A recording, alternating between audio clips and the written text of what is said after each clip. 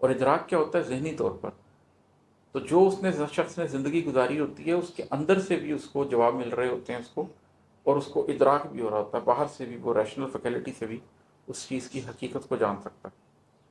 پھر بہت موسم بدلتے ہیں، بہت سے سال ڈھلتے ہیں، بہت موسم بدلتے ہیں، بہت سے سال ڈھلتے ہیں، کچھ انسانوں کی آدھی زندگی ایسے گزرتی ہے، کہیں پوری کی پوری زیست ہی ایسے گزرتی ہے۔ پھر اس چکر میں بہت سے سال گزر جاتے ہیں، بہت سے موسم بدل جاتے ہیں۔ کچھ لوگ ہیں جو اپنی آدھی زندگی لگا دیتے ہیں اس کام پہ۔ بہت سے لوگ تو اس سفر پہ چلتے ہی نہیں ہے نا، ان کی تو ہم بات ہی نہیں کر رہے۔ بہت سے لوگ تو ان رستوں پر خوف کے چنگل میں پھنس جاتے ہیں تو نکلتے ہی نہیں ہیں۔ لیکن وہ لوگ جو بے باک ہو گئے ہوتے ہیں، جو دشت حقیقت کے سفر پر نکل گئے ہوتے ہیں، ان میں سے کسی کی آدھی زندگی اس پہ لگ جاتی ہے کہ وہ اپنی ذات کو کیسے پاک کرے اور کیسے اس کے اوپر وجدان ہو، کیسے اس کو ادراک ہو چیزوں پر، کیسے اس پر چیزیں کھلیں۔ کسی کی پوری زندگی بھی لگ جاتی ہے، وہ تمام زندگی ان رازوں کو کھولنے میں ہی گزار دیتا ہے۔ منزل تو ہے ہی کوئی نہیں، منزل تو مقام محمود ہے جو نبی کریم صلی اللہ علیہ وسلم کو حاصل ہو۔ باقی تو سارے مسافر ہیں، جو جہاں تک پہنچ گیا وہیں پر اس کی منزل ہو جاتی ہے۔ تو بہت سے سال، بہت موسم بدلتے ہیں، بہت سے سال ڈھلتے ہیں، کچھ انسانوں کی آدھی زندگی ایسی گزرتی ہے، کہیں پوری کی پوری زیست ہی ایسے گزرتی ہے۔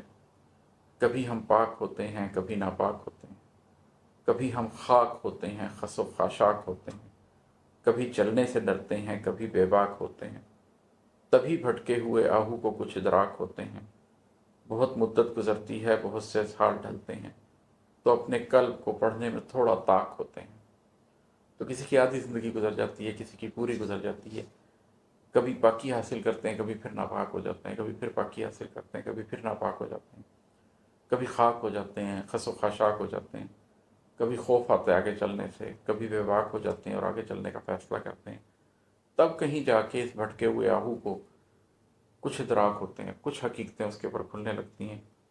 بہت سی مدت گزرتی ہے، بہت سے سال ڈھلتے ہیں، تو اپنے قلب کو پڑھنے میں تھوڑا طاق ہوتے ہیں۔ یہ ایک دہائیوں کا سفر ہے۔ اس دہائیوں کے سفر کو پورا کر کے بہت مدت لگنے کے بعد، اپنی ذات کا بہت بڑا بنواس کاٹنے کے بعد، پھر کہیں جا کر انسان تھوڑا سا طاق ہوتا ہے کہ اپنے قلب کو پڑھ سکے اور اپنی حقیقت سے آشنا ہو سکے۔ تو آپ سارے لوگوں کو بھی میں اس ارتقاء کی دعوت دیتا ہوں کہ زندگی کے سفر میں کہیں سے آغاز کیجئے، ایک ارتقائی عمل سے گزریے اور وہاں تک پہنچنے کی کوشش کیجئے جہاں پر آپ اپنے قلب کو کسی نہ کسی حد تک پڑھ سکیں، اللہ کے نور سے کسی نہ کسی حد تک آپ کی آشنائی ہو سکے۔ بہت شکریہ۔ السلام علیکم۔